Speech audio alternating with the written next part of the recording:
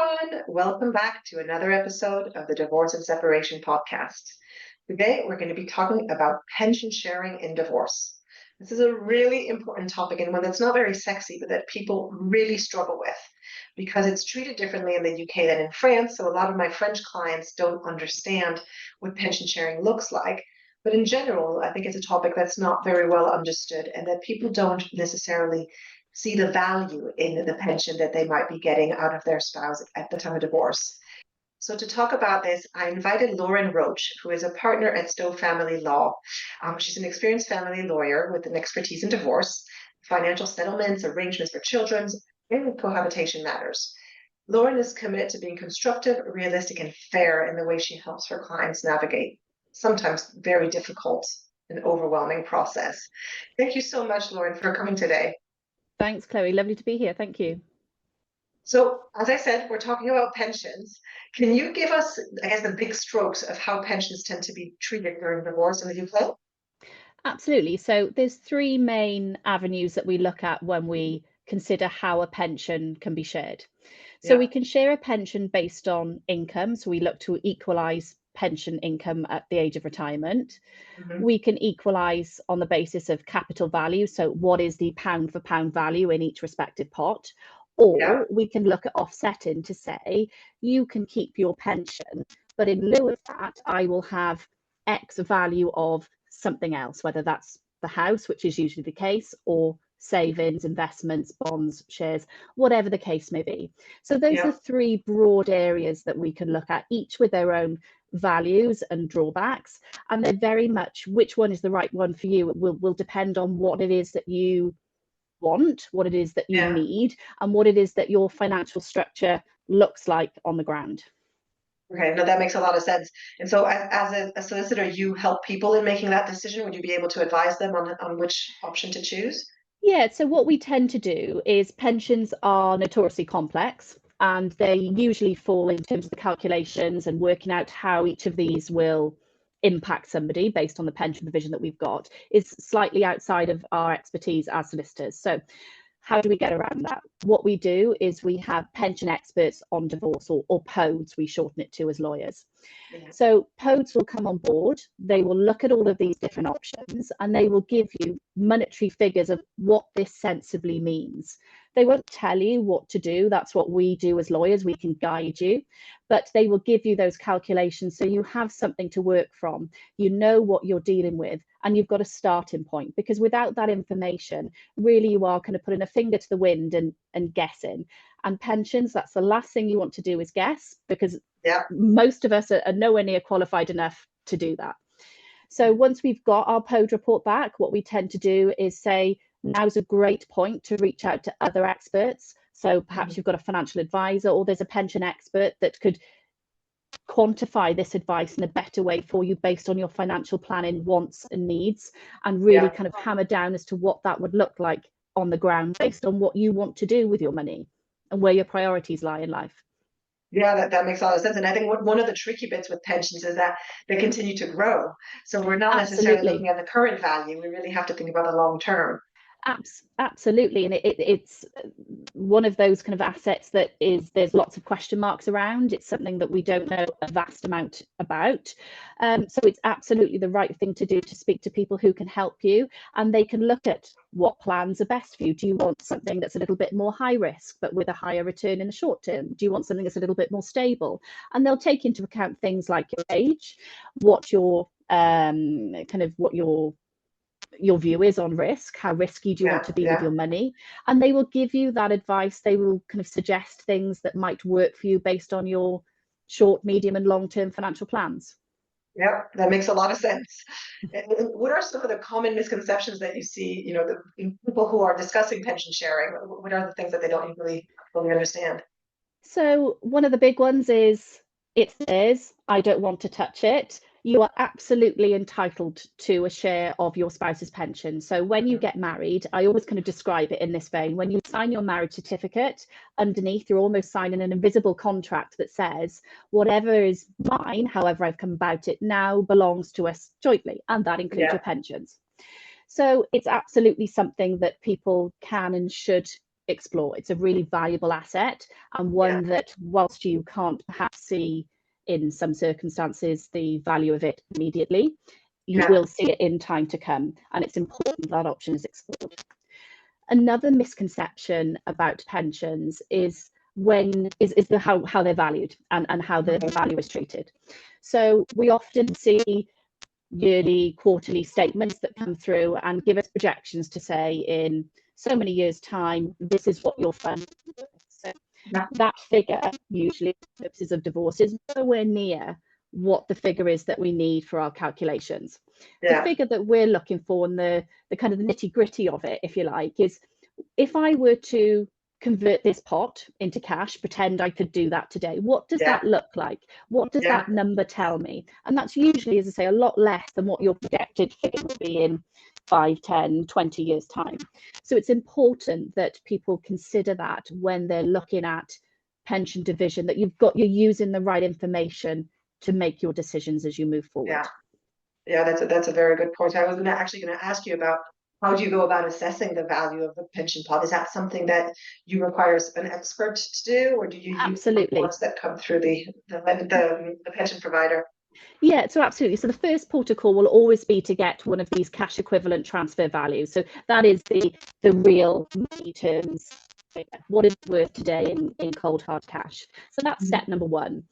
If you are looking at getting a cash equivalent transfer value or a CETV, it's important that you make those inquiries in the earliest sense that you're able to do it, because they can take time. Public bodies are notoriously delayed. They usually take up to about 3 months for cash equivalent transfer values to come through. So it's important that you just put your stoke in the fire, make the initial requests, and then the values can come through to you. Once they're there, what we would usually suggest is that a pension on divorce expert is instructed. We send across all of the cash equivalent transfer values, and sometimes there's some additional information that is required, and every case will be different, and the expert will tell us what information they want and why. And then they will do a report. Now, the reports, again, because of the nature of what we're dealing with and we're asking people to zoom in on, they also take time. They're not quick. They can usually, they can be anywhere from kind of a month to 3 to 4 months, depending on the nature of the scheme and what we're asking the POD to do.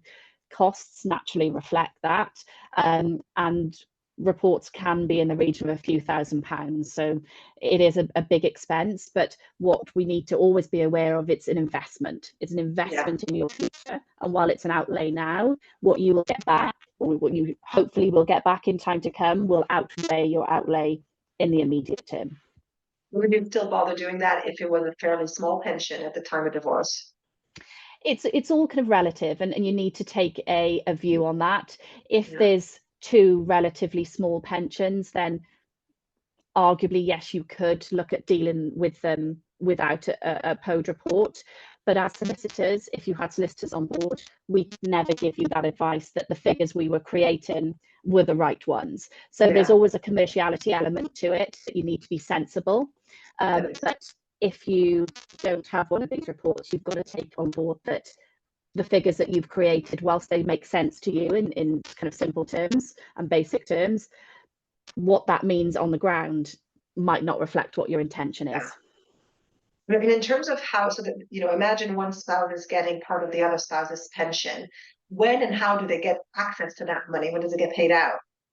So it depends on the nature of what you have agreed in terms of your income or capital or offsetting a provision. But if we assume that there's an income or capital share, what would happen is, when you reached your agreement globally, so dealing with the house, savings, whatever else there may be in the pot, once you've reached that global decision, that is recorded within the body of a court order. Accompanying that court order, we will have something called a pension sharing annex. That pension sharing annex will set out to your pension provider what the percentage is that needs to be shared and how the charges are going to be accrued. So what happens after we've got that is it goes off to the pension provider, and they will work through an implementation process with parties, and then your pension pot is siphoned off or put into a different scheme if that's your intention, based on the advice that you've had.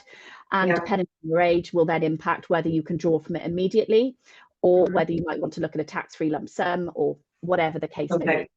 But it's a relatively straightforward process. Once you've reached your agreement, it's just a case of getting the agreement off to your pension provider, and then they will help work through the mechanics of getting your pot siphoned off.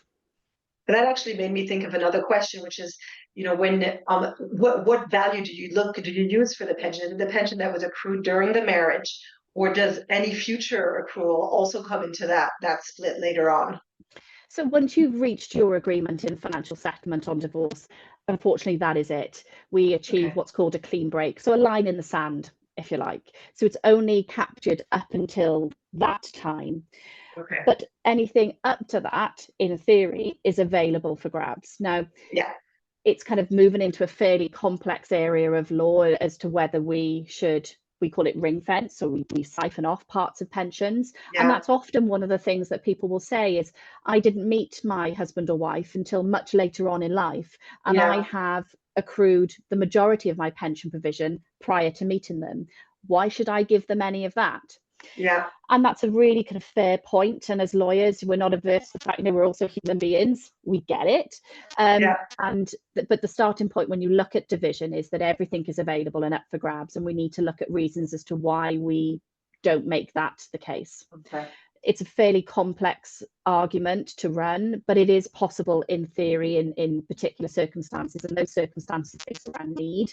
Can we, without this siphoned portion of the pension, can we meet everybody's needs? Can everybody have what they need to move forward without that siphon? If we can't, then perhaps that portion does need to be taken into account. And this is where the expert will add value, because it's not as easy as saying, well, cut off 10 years. It's not that straightforward. So if you wanted to look at something like that, that's where the pension expert will add value to say, this is in monetary terms and percentage terms of your pension, this is what that would equate to. So consider these various options with and without that discount applied. Okay. So what you're saying is after divorce, everything after divorce is always out, and what happened before divorce, before marriage, could be discussed, but it's by exception. In principle, it should all be taken into account. Yes. Yeah. Okay, that's helpful. And then what happens if one of the spouses dies? So you're supposed to get part of your ex-husband's retirement, and they die before they retire. Yeah, absolutely. So it depends on how far you are into the settlement process. If it's the case that you have reached an agreement, it's been recorded, you've got one of your pension sharing annexes, it's gone off to the pension provider, and it's just a case of the kind of the wheels turning, that side of things, you will still have your share. If it's the case, however, that you haven't been able to reach an agreement and you don't have one of these orders setting out what your percentage division will be, then there's a few different ways that you can kind of look at this. The first thing that you could potentially do, and this would be considered globally for the remainder of the assets outside of pensions, kind of the everything else, is you may want to have a look at a claim against their estate if you haven't been left anything by virtue of their will. And as lawyers, what we tend to do is when people come to us and say that they're looking to split, is we say, well, update your will just in case, to make sure that everything doesn't go to the other person. Another thing to consider is that most pensions have a spousal attachment to it. So if something were to happen to you and you were still married, then you would have X sum, either monthly or a lump sum, that would be paid to you as a spouse. So that kind of feeds into our advice that we give at the outset of a matter in most circumstances, is to say, don't apply for your final order in your divorce proceedings to formally end your marriage until you've got your financial agreement in the bag, for that very reason, because there may be an impact. It's unlikely, but it happens more often than you think. So it's important just to be wary and mindful of that as you move through your divorce process. Okay, great. And then if there can't be an agreement out of court, what would a judge say? Is the principle that they would divide the pension 50-50, or do they apply other rules? It's depending on what the expert comes back and tells you is fair, but the starting provision is that there's an equal division between you, but it can be anything in between for a whole number of reasons. When we look at division of assets generally to include pensions, equality and fairness is absolutely one of the factors, but there are a whole number of things that the court will consider: people's age, caregivers, if there are any disabilities that need to be taken into account that would impact ability to earn. There's lots of kind of factors that are fed into a decision that is made by a judge. You can't assume 50-50, basically. Yeah. Great. No, that's really helpful to understand, because people often wonder, what would I be entitled to? And that's the difficulty, is that we don't always have a clear answer in that kind of context. Yeah, and another kind of point to view as well is that when we look at financial settlement, we don't always look at assets in a linear fashion. So 50-50 might mean you have a smaller amount of pension, but a bigger amount of the capital in the house, or a bigger amount of the savings. We don't have to treat every asset individually and look to achieve a half share of that individual asset. We can be really creative with what we do to make it work, because everybody's in a different place in life. Everybody's got a different want and a different need. You might have kind of caregivers in younger years who need capital, they need housing provision, so they would prefer to have the house over the pension, and they will, over the course of their remaining working lifetime, make up the portion of the pension that they wouldn't have taken.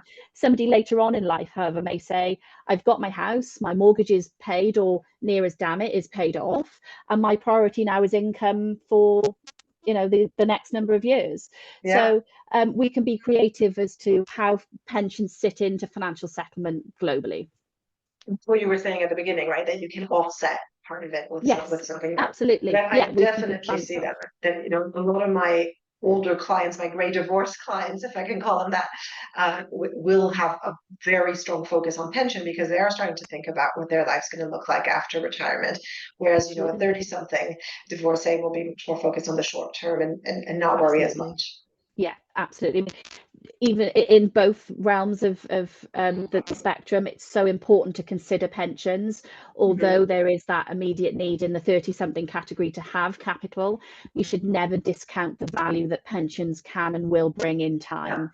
So even if you do have that need now, it's best just to invest a little bit of time and money into advice to see what you are essentially kind of balancing off, and see if that is worth it for you. And if the answer is yes, that's fine, but just have the advice and the information so you're making informed decisions. So you're not taking a gamble that by the time you get to retirement you'll be out of cash, and you might not be able to afford any of it. Absolutely. Absolutely. You can't underestimate the value that pensions can bring in later life and time to come, albeit it may seem a long way away. Don't discount it. Agreed. So that's actually a nice segue into my last question, which is the question I always ask at the end of my podcast. What would be your top 3 tips? So in your context, for people who are getting divorced and are thinking about how to split up pensions, what would be your top 3 tips for them not to make any major mistakes? Absolutely. So advice tip number 1 is get advice from a lawyer. Pensions are notoriously difficult. We can help guide you and steer you in the right direction, and just highlight things that perhaps you might not have thought of, or things you were perhaps not aware of. Linked with that, my top tip number 2 would be to use other professionals, use pension on divorce experts, use IFAs, use pension advice experts, and make sure you're making informed decisions, and that you are having kind of those forecasting exercises undertaken at a really early stage. So if you do decide to take a particular course of action, you know what that looks like on the ground. It may be great to have the house now, but what does that mean in terms of bills? Can you afford to run the house? Is that the right decision? So it's just make sure you're as informed as you possibly can be. And we're never averse as lawyers that it's an expensive venture. Getting advice is expensive, but the way we always try and kind of put it to people is that it's an investment, and you are investing in your future, and you've got one shot to make it right. So kind of take it with both hands. And the cost of not doing it could be a lot greater than the cost of doing it. Absolutely. Absolutely. And that kind of leads on then to my last point, is always consider to get a pension on divorce expert report. They're so informative. Without them, all we can ever give you is generic advice. If you are concerned, that's the best way to make sure that you are having the right information to hand, and then you can make of that what you will. Take it back to your experts, ideally, get them to steer you and guide you, and then you're making informed decisions. So all of my top tips really center around making the right decisions for you, but doing it on an informed basis. The worst thing that you can do is just say, oh, I'm going to guess, I will just have X% of that because that sounds about right. Make sure you're making the right decision and for the right reasons. Yeah, for sure. And how expensive are those types of reports?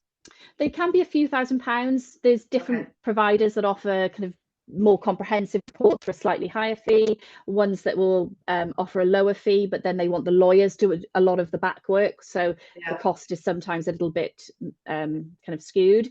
But probably £3,000 to £4,000 for a comprehensive report, and then that is shared between you and your husband or wife. So it's not as terrible as it may first seem. No, it's not, and especially when you think of the value of pension pots that are usually in the hundreds of thousands. Absolutely, it's just a drop in that. That's really helpful. Thank you so much, Lauren. It was really nice chatting to you, and a lot of very useful tips and information here. Hopefully, it'll help a lot of people make the right decisions and prepare accordingly, so that they don't end up signing agreements that put them in trouble later on in life. Thank you so much. It was great to have you. Thank you for having me, Chloe. Lovely to be with you. Have a great day. And you. Bye-bye. Bye.